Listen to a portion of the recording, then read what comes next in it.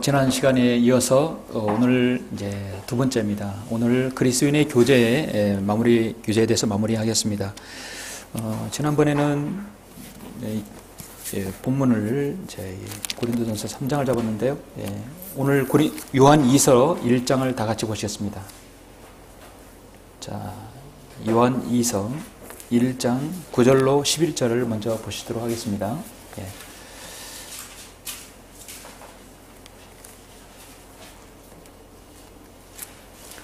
우리 그리스도인의 교제는 서로 간에 있어서 하나님의 경작지요 건축물이라 또 말씀하고 있죠. 근데 요한일서 1장 9절은 우리가 교제하는 데 있어서 거절해야 할 대상, 또 우리가 간과하지 않으면 안 될 중요한 부분입니다. 그래서 교제는 무턱대고 모든 그리스도인이라면 다 하는 것이 아니라 최소한 공통점이 있어야 되겠죠. 그래서 그것이 일치되지 않으면 교제는 어렵게 됩니다. 요한 2서 1장 9절부터 11절은 교제에 있어서 거절할 대상에 대해서 말씀하고 있습니다. 범죄하고 그 그리스도의 교리 안에 거하지 아니하는 자마다 하나님이 없으나 그리스도의 교리 안에 거하는 그 사람은 아버지와 아들이 있는 자니라. 어떤 사람이 너희에게 오되 이 교리를 가지고 오지 아니하면 그를 집에 영접하지도 말고 그에게 문안하지도 말라. 이는 그에게 무한한 자는 그의 악한 일들에 참여하는 자임이라. 아멘. 그래서 교제하는 데 있어서 중요한 것은 그리스도의 교리에 맞지 않는 것, 또 그리스도의 교리를 가지고 오지 않은 자는 영접하지도 말고 그에게 문안하지도 말라 했죠. 여러분, 그리스도의 교리는 상당히 포괄적인 것입니다. 기초적인 것부터 해서 하나님의 은혜의 구원, 은혜로 받는 구원 뿐만 아니라 제도적 진리, 또 구원의 영원한 보장, 이런 것들이 되겠죠. 더 나아가서 우리 그리스도인이 같은 하나님의 말씀, 한글 김정일 성경을 최종군으로 여기고 믿고 섬기는 부분에 있어서도 같아야 교제가 되겠죠. 이 부분은 잠시 후에 자세히 제가 말씀을 드리고요. 오늘은 이제 지난번에 이어서 네 번째로 교제하는 그리스도인의 의무와 자세는 어떠해야 합니까? 그래서 네 번째, 교제하는 그리스도인의 의무와 자세에 대해서 말씀드리고자 합니다. 이제 교제에는 이 부분은 이제 없지만 먼저 그리스도인과 그리스도인 관계에 있어서 제가 그동안 제 자신이 느낀 것, 또 배운 것들을 종합해서 잠깐 몇 가지를 먼저 말씀을 드리겠습니다. 이제 그리스도인과 그리스도인, 또 그리스도인이 교제의 관계에 있어서 어떤 관계를 형성해야 되는 것인가. 참 쉽고도 어렵고 어렵고도 쉽습니다. 다른 교리적인 것은 타협이 없고 정확하게 잣대를 대고 될 수 있지만 교제를 잘했다 못했다를 다른 사람이 평가할 수가 없죠. 당사자만이 아는 것입니다. 참으로 한없이 늘어날 수도 있고 줄어들 수 있는 것이라고 합니다. 그래서 저는 이상적인 성도와의 관계가 어떤 관계인가, 좋은 교제를 하려면 어떻게 교제해야 되는 것인가, 어떤 마음을 하신 것인가. 여러분은 참 이것은 우리 그리스도인의 평생의 숙제일 수도 있습니다. 다른 성도와 성도 간의 관계, 어떻게 교제해야 되는 것인가. 참으로 중요한 것인데 대원칙은 있어요. 대원칙은 여기 교제에도 있다시피 윈윈 게임이에요. 윈윈 게임. 세상에 있는 모든 게임과 경기는 승패가 갈리죠. 올림픽에서든 어떤 종목에서든 구기 종목이든 모든 것은 이길 때까지, 한 팀이 승리할 때까지 싸우는 것입니다. 비기는 게임은 사실 거의 없어요. 대부분 승패가 좌우됩니다. 결정지어지게 됩니다. 그러나 그리스도인의 관계는 한 사람이 이기고 지는 것이 아니라 모두가 윈윈 게임이 되어야 합니다. 모두가 승리자가 되어야 되는 것이죠. 모두가 승리하고 모두가 승리의 기쁨을 맛보는 그런 교제는 어떤 관계에 의해야 할까요? 좋은 관계. 교제의 관계는 어떤 관계에 의해야 할까요? 그걸 저는 네 가지를 여러분에게 한번 소개를 하고자 하는 것입니다. 요한복음 13장 34절에 보면 내가 새 계명을 너에게 주노니 이는 너희가 서로 사랑하는 것이라. 내가 너희를 사랑하는 것 같이 너희는 서로 사랑하라. 또 로마서 13장에서 보면은 아무에게도 어떤 빚도 지지 말라. 서로 사랑하는 것 외에는 빚을 지지 말라. 데살로니가 1장 3절에서도 서로 사랑하는 것이 풍성하여지는 것이 너희 믿음이 크게 자라는 것의 증거다 했습니다. 우리의 믿음이 얼마나 크고 얼마나 하나님 앞에 보기에 좋은 믿음인지는 서로 사랑하는 것을 통해서 알 수 있다. 요한일서 4장 12절에서도 하나님의 사랑이 우리 안에서 온전해지는 것이 하나님께서 우리 안에 거하시는 증거이라고 또 말씀하고 있습니다. 어느 때도 하나님을 본 사람은 아무도 없으나 우리가 서로 사랑하면 하나님께서도 우리 안에 거하시고 그의 사랑이 우리 안에 온전해진다고 말씀하고 있습니다. 분명히 우리는 서로 사랑함으로써 좋은 교제를 이룰 수 있습니다. 그러면 네 가지 원칙을 이것만 기억하시면 다른 것은 여러분 몰라도 이것만 기억하시면 우리가 어느 때라도 어떤 성도라도 교제할 때 무난하게 교제할 수 있다고 저는 믿습니다. 먼저 보시면 첫 번째는 이상적인 성도와의 관계, 좋은 교제를 하려면 자, 첫째, 남을 자신처럼 생각하라. 남을 자신처럼 생각하라. 다른 사람을 나처럼 생각하라 이죠. 다른 사람이 어렵고 힘들고 그렇게 어려웠을 때 그걸 안다면 그건 나의 일처럼 생각을 하는 것이죠. 여러분은 빌립보서 2장 4절 말씀 기억하시죠? 각자 자기 일만 돌보지 말고 남의 일도 돌아보라 했습니다. 여러분 로마서 12장 한번 보시겠습니까? 로마서 12장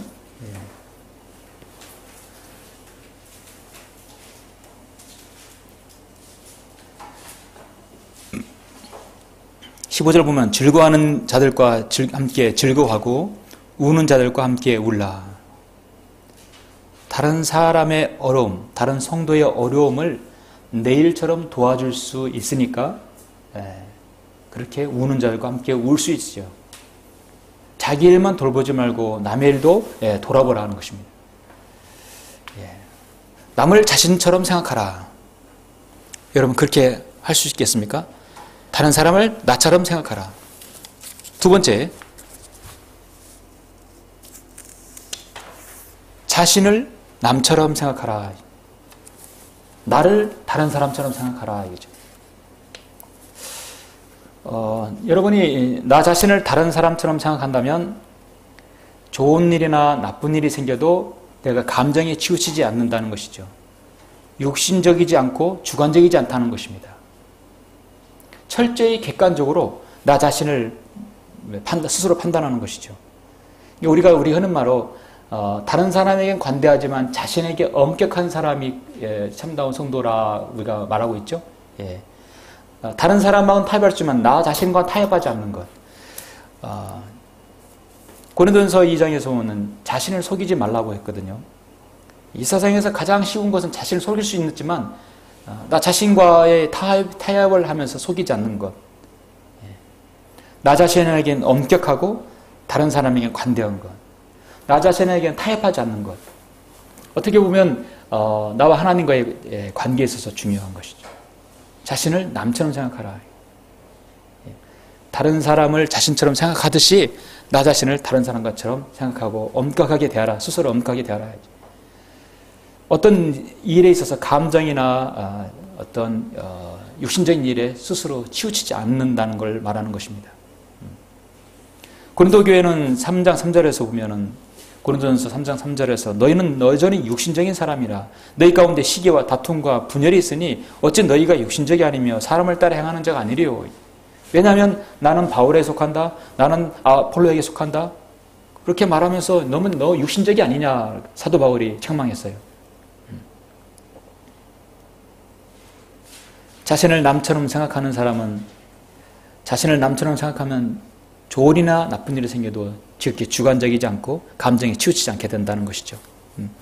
그 다음에 세 번째는 남을 남처럼 생각하라. 이 의미는 여러분 무슨 의미라고 생각하십니까? 남을 남처럼 생각하라. 하나님께서는요, 그리스도인 각인마다 그 각인의 그릇이 있어요. 모양새도 틀리고 성격도 틀리고 섬김도 믿음도 다 달라요.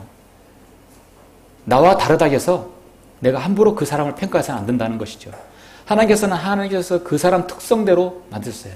베드로는 베드로처럼, 요한은 요한처럼, 마가는 마가처럼 그 특성이 있게 하셨어요. 여러분이 주방에 보면은 많은 그릇들이 있죠. 넓은 그릇, 오목한 그릇, 네모난 그릇, 동그란 그릇, 아주 평평한 그릇, 여러 것이 있어요. 하나님께서는 적절히 필요에 맞게 요리사가 그 음식을 다룰 때 필요에 맞게 그릇을 선택합니다. 하나님께서는 필요 적절하게 교회에서 하나님의 일꾼들을 쓰실 때 적절한 그릇들을 쓰세요. 모두 다 획일적인 그릇을 하나님께서 요구하지 않습니다. 남을 남처럼 생각한다는 것은 그 사람의 특성과 그 사람의 개별적인 것들을 철저히 존중하라는 뜻이거든요. 빌보서 2장 3절을 보면 어떤 일도 다툼이나 허영을 따라서 하지 말고 오직 생각의 겸손함으로 남을 자신들보다 존중하라. 한마디로 존중입니다. 로마서 12장 10절에서도 보면은 형제로 서로 다정하게 사랑하며 서로 존경하기를 먼저 하라 그랬죠. 베드로전서 2장 17절에서 모든 사람을 존경하고 형제를 사랑하며 하나님을 두려워하고 왕을 존경하라. 다른 사람을 내 기준의 틀에다가 맞춰서는 안 된다는 것이죠. 나하고 틀리네? 그럼 교제를 단절하는 게 아니죠. 그 사람의 개별적인 특성을 충분히 우리가 이해해야 한다는 것이죠. 이해해야 하는 것이죠. 그러면 여러분, 이 교제에 있어서 좋은 교제가 남을 자신처럼 생각하고 자신을 남처럼 생각하고 남을 남처럼 생각하면 나머지 하나는 뭘까요? 빠진 게 하나 있겠죠. 보면 자신을 자신처럼 생각하라. 자신을 자신처럼 생각하라는 건 어떤 의미일까요? 어떻게 보면 이 네 가지가 참 심오한 깊이가 있고 참 중요한 것 같아요. 한번 잘 생각해서 보십시오. 자신을 자신처럼 생각하라. 한마디로 나는 나다 이거죠. 내가 옳다고 생각하는 것은 내가 믿음으로 성경적인 믿음으로 옳다고 생각하는 끝까지 주관 있게 나가라 이거죠. 나 자신을 이렇게 남처럼 자신을 남처럼 생각하라는 것이죠. 철저하게 주관적이지 않고 뭐라고 할까요? 그러니까 다른 사람을 나 자신을 냉철하게 이렇게 뭐랄까요? 타협하지 않고 관대하지 않는 것이죠. 내가 옳다고 생각하는 부분에 있어서는 내 주관에 있어서 굽히지 마라. 옳다고 생각하는 것은 내 목에 칼이 들어도 옳다고 해라는 것이죠. 한마디로 고린도전서 15장 58절 말씀처럼 그러므로 나의 사랑하는 형제들아 견고하라. 흔들리지 말라. 항상 주의를 넘치게 하라. 이는 너희의 수고가 주 안에서 헛되지 않은 줄을 너희가 아미니라. 여러분의 믿음의 당위성, 여러분의 주관이 있죠. 자신의 뚜렷한 주관이 있어야 됩니다.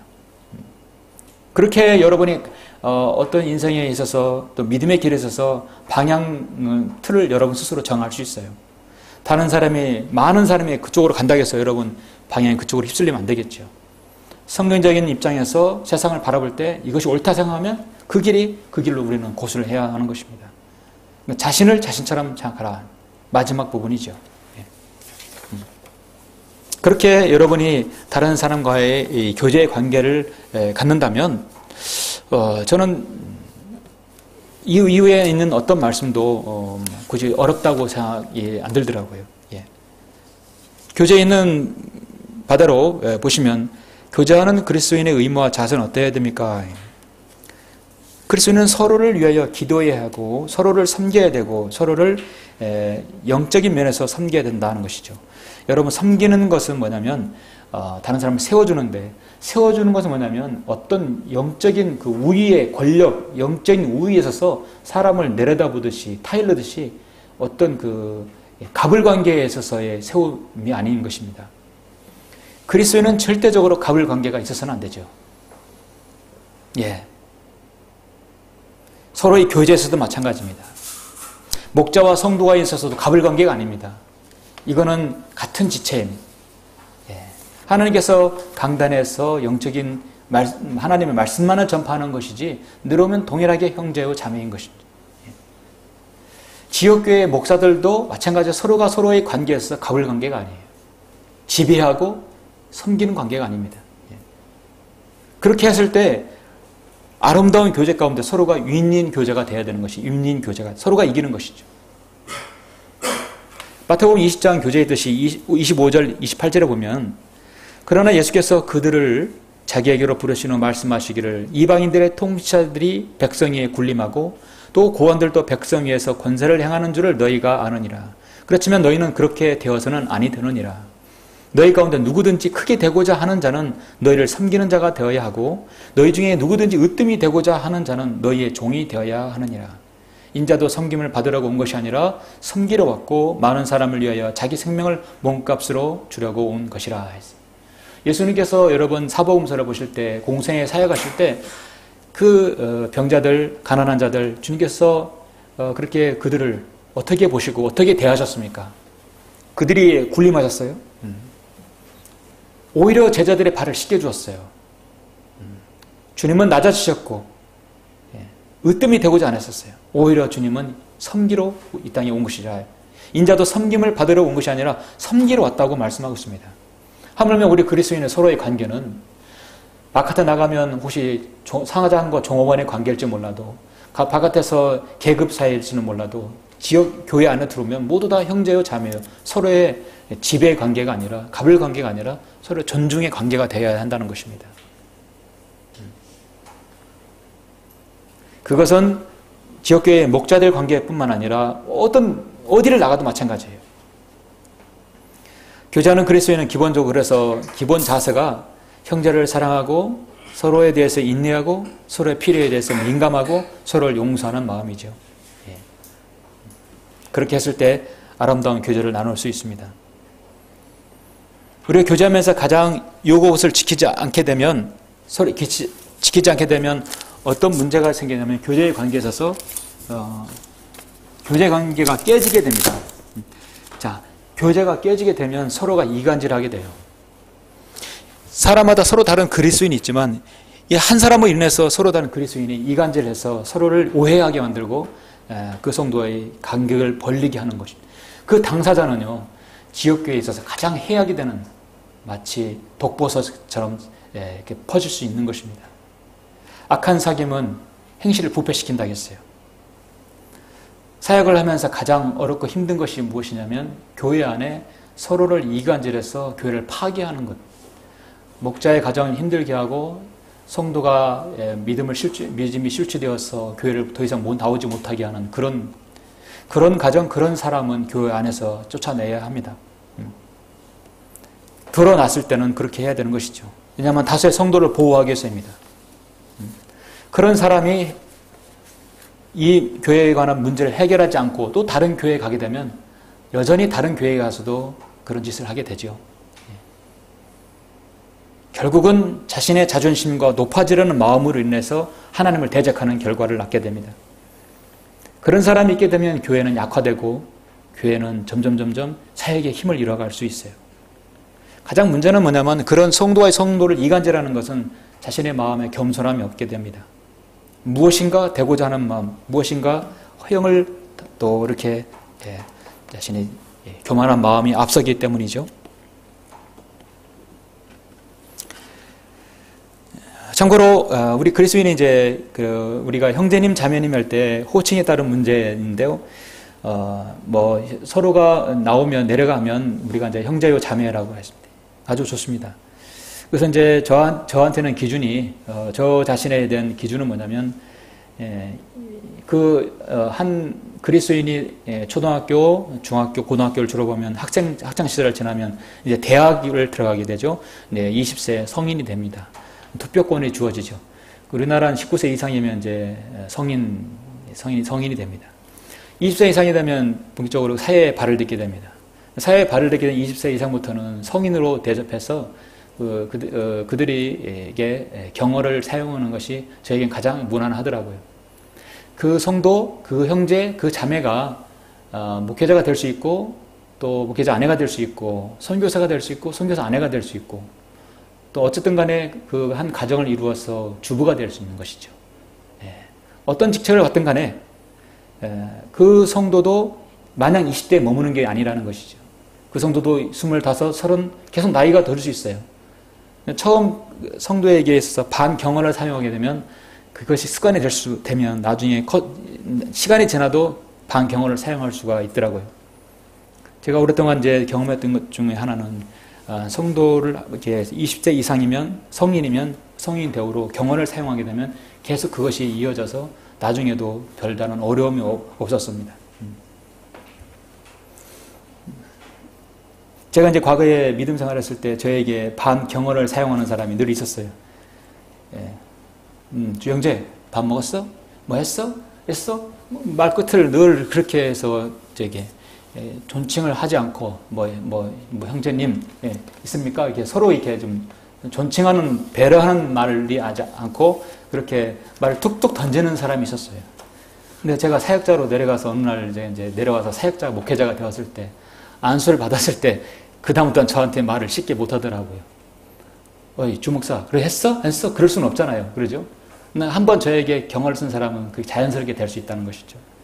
그래서 우리가 교제는 오늘 하고 내일 끝나는 것이 아니라 1년, 2년 꾸준히 해야 되기 때문에 서로에게 우리가 20세 이상이면 경어를 공적인 자리에서 모두가 있는 부분에서는 그렇게 하는 게 좋고 개개인 개별적으로 개인 사적인 공간과 그 자리에서는 얼마든지 말을 터놓고 할 수 있죠.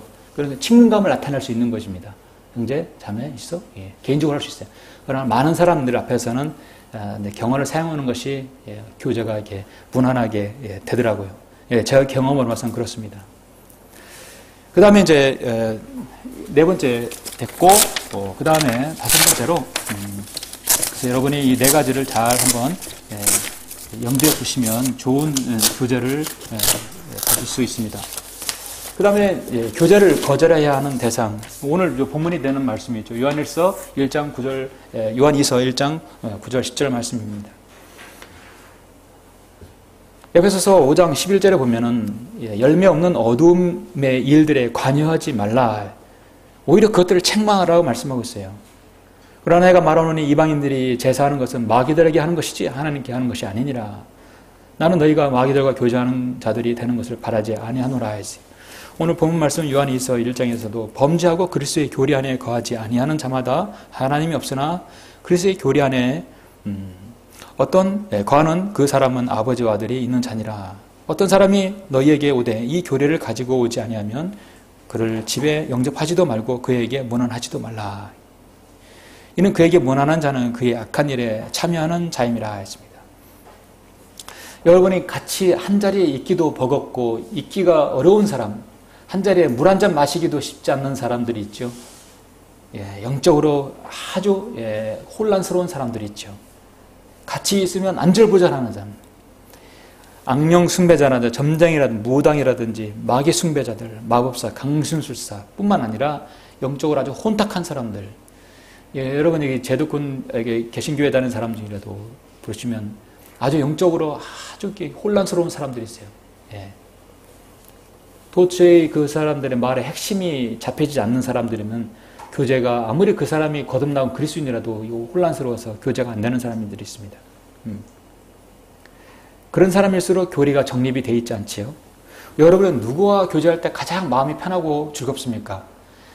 예수 그리스도의 하나님의 은혜의 복음에 동일하고 세대적 진리를 알고 그 다음에 구원의 영원한 보장 뿐만 아니라 가장 중요한 여러분이 믿음과 실행에 있어서 최종 권위인 한글 킹제임스 성경을 믿고 실행하는 성도일 때 마음이 얼마나 편하죠.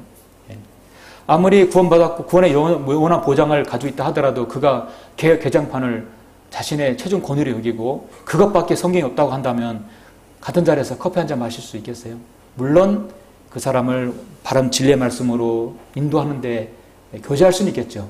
그러나 영적인 진정한 교제가 되지 못해요. 중요한 건 하나님의 말씀이 기준이 공통 분모가 같아야 한다는 것입니다.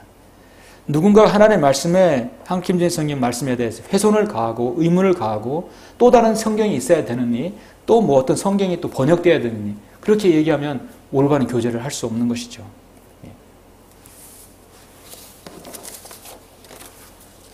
그렇다면 교제에서 이제 문제가 발생되면 어떻게 해야 되는 것인가? 우린 교제하면서 사람이기 때문에 실수할 수 있고요. 나도 모르게 다른 사람에게 상처를 입힐 수도 있어요. 나는 이것이 정상적인 말이고 그 성도를 위해서 한 말인데 상대방이 그걸 모를 경우도 있죠. 좋은 의도에서 말했을지라도 상당히 오해할 수 있습니다. 그럼 그것을 마음 꽁하게 이렇게 쓴뿌리를 가지고 있어야 됩니까? 그렇지 않죠? 우리 잠깐 여러분 마태복음 5장을 보시겠습니다. 산상설교는 시대적으로 구분하면 대환란 이후에 있는 말씀이지만 이 말씀의 영적인 의미로 보면은 지금 이 말씀과 적용해도 무방하다고 봅니다. 마태복음 5장 여러분 23절 24절 보시면 그러므로 만일 내가 예물을 제단에 드리다가 내 형제가 내게 반감을 갖고 있다는 것이 생각나거든 내 예물을 제단 앞에 놓아두고 가서 내 형제와 먼저 화해하고 와서 예물을 드리라 그랬죠. 우리 같은 믿음 안의 성도끼리 예배를 드리고 교제하고 하더라도 저 A라는 성도, B라는 성도가 뭔가가 좀 해결할 점이 있다고 한다면 그거를 덮어두고 마냥 그렇게 지날 수는 없는 것이죠. 가서 혹시라도 내가 그때 결례한 것이 있었느냐 물어보고 있었다고 한다면 사과하고 용서를 구하고 다시 회복하는 것이죠. 그럼 더 믿음이 돈독해질 수 있는 것입니다. 심지어 천년왕국에서도 마찬가지예요. 왜 그러냐면 마태복음 6장에 보니까 오히려 너희는 먼저 하나님의 나라와 그분의 의를 구해야 하기 때문입니다. 더 수준 높은 의를 구해야 될 시기. 우리는 지금 하나님 나라에 속한 사람들이죠. 그렇기 때문에 충분히 이 말씀은 먼저 하나님께 예물을 드리기 전에 반감 있는 사람이 형제이거든 그것부터 해결하라 이거죠.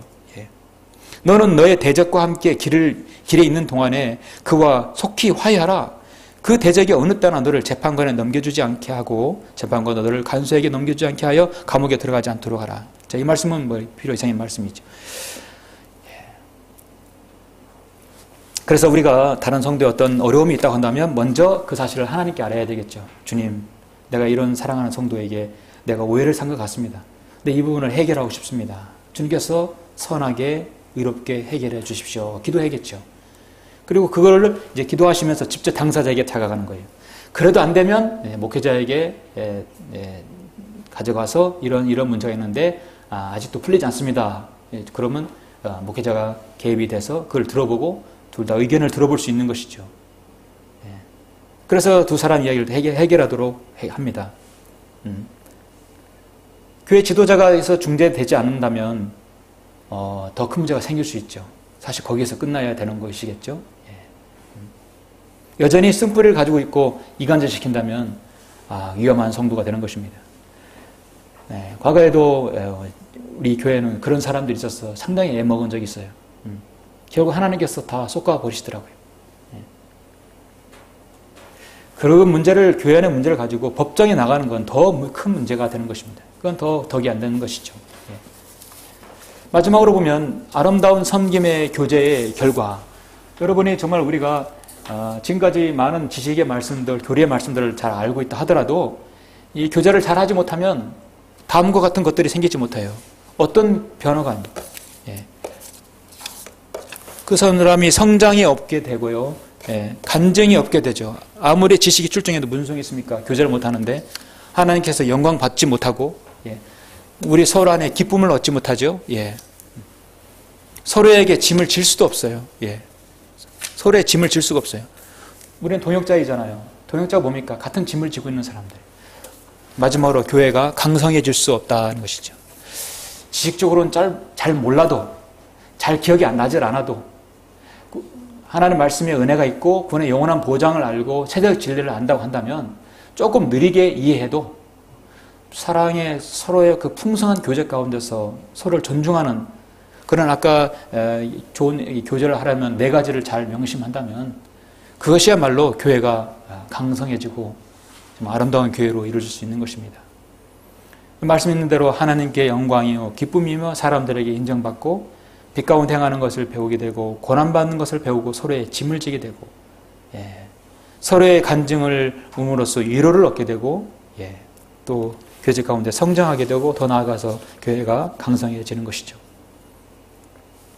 베드로전서 5장 5절에 보면 겸손함으로 옷 입으라 했죠. 자, 옷을 입는데 보이지 않는 옷이겠죠. 겸손함의 옷이다. 이 단어는 앞치마를 매는 것처럼 하인의 제복을 입다라는 특별한 의미로서 맨다라는 뜻을 지니고 있다. 겸손히 섬길 준비가 되어 있다. 제가 굳이 다른 예를 듣지 않아도 우리 성도들, 특히 우리 자매님들은 서로의 지문들, 서로의 섬김의 자세가 너무나 아름답습니다. 그러면 더 이상 얘기할 필요가 없을 것 같아요. 그 어떤 예를 들어서 무슨 얘기가 필요합니까? 지금 여러분의 섬김과 여러분의 사랑, 여러분의 봉사가 너무 아름답습니다. 고린도전서 12장 27절에서 이제 너희는 그리스도의 몸이요 개별적으로는 지체들이라 했습니다. 이제는 우리는 주저하지 말고 교제를 시작할 수 있습니다. 경건의 시간을 통해서 주님과 교제하고 그 다음에 다른 성도와 교제에 있어서 다른 사람을 나처럼 여기고 나를 다른 사람처럼 여기고 나를 나처럼 여기고 나를 다른 사람처럼 여기면 그렇게 여러분 훌륭한 교제를 나눌 수 있습니다. 오늘 마지막으로 에베소서 우리 4장 11절 16절을 읽고 교제에 관한 모든 것을 마치겠습니다. 에베소서 4장 11절 보시면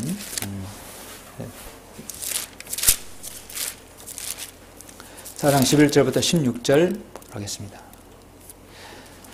그 어떤 사람들은 사도로, 어떤 사람들은 선지자로, 어떤 사람들은 복음 전도자로, 어떤 사람들은 목사와 교사로 주셨으니 이는 성도들을 온전케 하며 섬기는 일을 하게 하고 그리스도의 몸을 세우게 하며 우리 모두가 믿음의 하나됨과 하나님의 아들을 아는 지식의 하나됨에 도달하게 하고 온전한 사람이 되어 그리스도의 충만하심에 장성한 분량에까지 이르게 하려 하심이라. 그래야 우리가 이제부터는 더 이상 어린 아기가 아니요 사람들의 속임수와 교활한 술책으로 그들이 속이려고 숨어서 기다리는 온갖 교리의 풍조에 밀려 이리저리 다니지 아니하고 오직 사랑 안에서 진리를 말하며 우리가 모든 일에 성장하여 그에게 이르리니 그는 머리시며 곧 그리스도시라. 그로부터 온몸이 각 부분의 분량 안에서의 효과적인 역사를 따라 각 마디를 통하여 공급을 받아 알맞게 결합되고 체격이 형성되어 몸을 성장시키며 사랑 안에서 몸 자체를 세워나가느니라. 참으로 말 설명이 필요 없는 우리 교제의 아름다움, 교제의 중요한 결과적인 말씀이죠. 사랑 안에서 진리를 말하는 바로 우리 모두가 다 되었으면 합니다. 여러분, 그래서 정말 우리 사랑 독립침례교회는 이러한 교제의 모범을 보이는 그런 성도들이 되었으면 합니다. 그래서 12장 마치고요. 이제 다음 주에는 이제 기초과정 마지막 부분을 하도록 하겠습니다.